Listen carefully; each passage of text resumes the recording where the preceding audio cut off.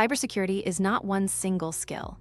A person who avoids phishing, a network engineer, an incident responder, and a security architect are all dealing with security, but they are not operating at the same level. Most beginners make one mistake. They think cybersecurity means hacking.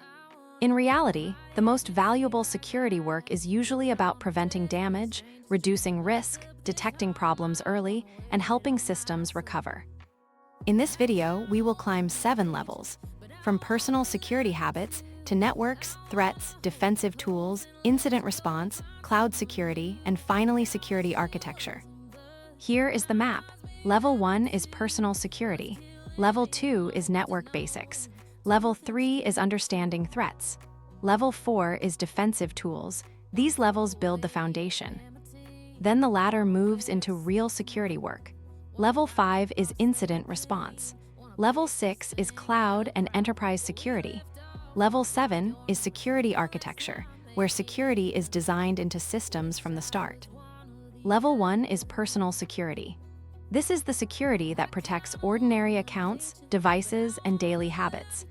It includes strong passwords, multi-factor authentication, updates, backups, and learning to question suspicious messages. A simple example is an email account. If the password is reused, the device is outdated, and there is no second factor, one stolen login can become a much bigger problem. The beginner mistake is thinking personal security is too basic to matter. In reality, many incidents start with ordinary weaknesses: reused passwords, fake login pages, unsafe downloads, or ignored updates. This level matters because every advanced security system still depends on people making safer choices. If identities and devices are weak, the rest of the system starts with a hole. But personal security is only the first layer. Once devices connect to each other, the next question is how information moves across a network. Level 2 is network basics. A network is how devices communicate. To understand cybersecurity, beginners need a basic map of IP addresses, DNS, routers, ports, Wi-Fi, and traffic moving between systems. Imagine visiting a website.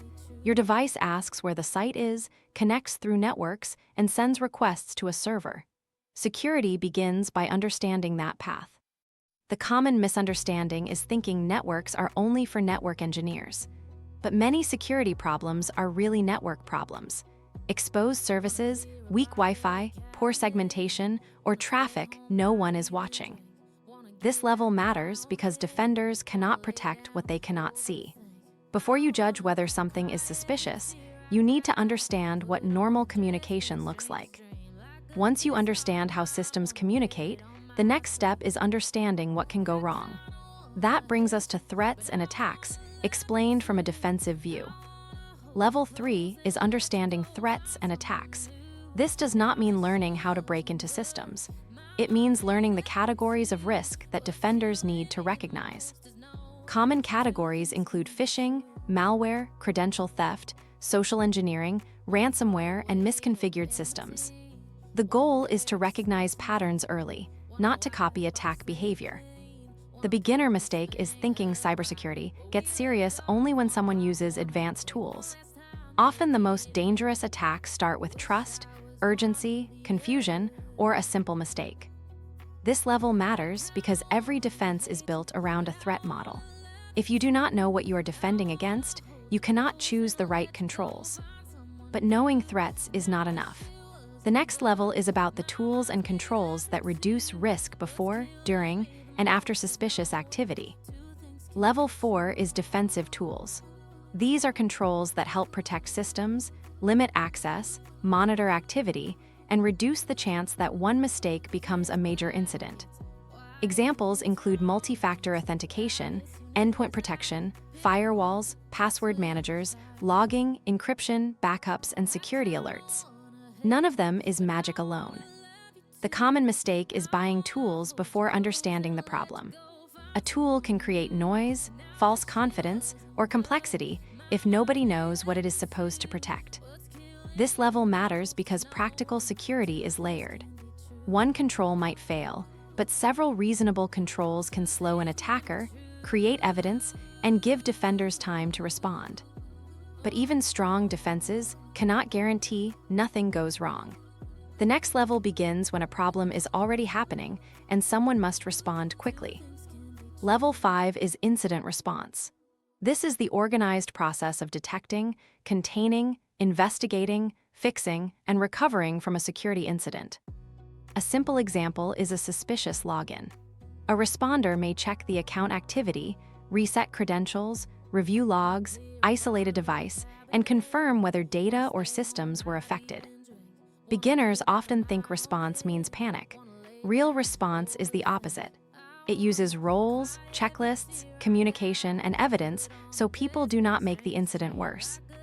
This level matters because speed and clarity reduce damage.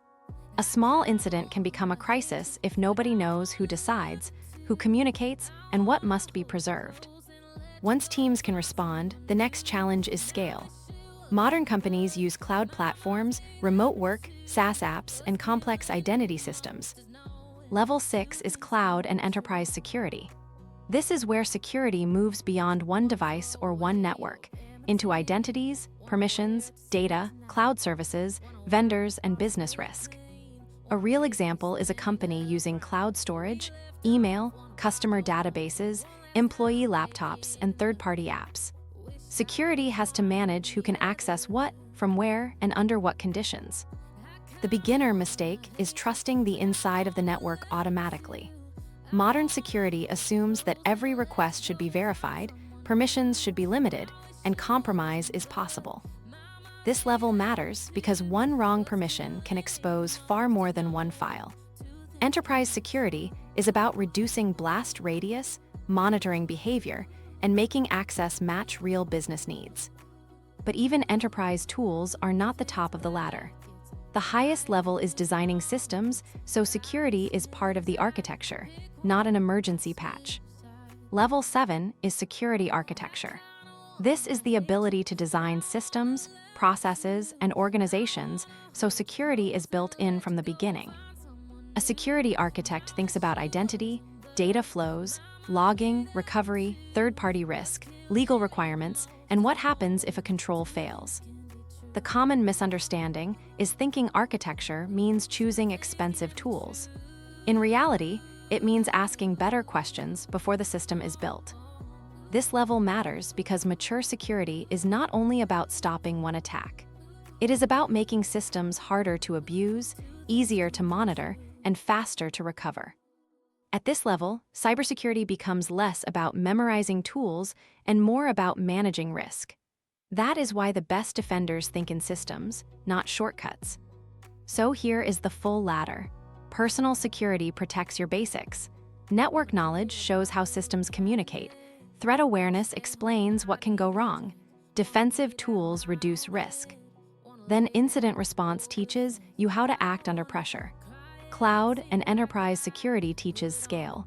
Security architecture teaches you to design safer systems before the crisis starts. If you are a beginner, do not start by chasing every tool or every scary headline. Start by knowing which level you are on. Cybersecurity is not one skill, it is a ladder.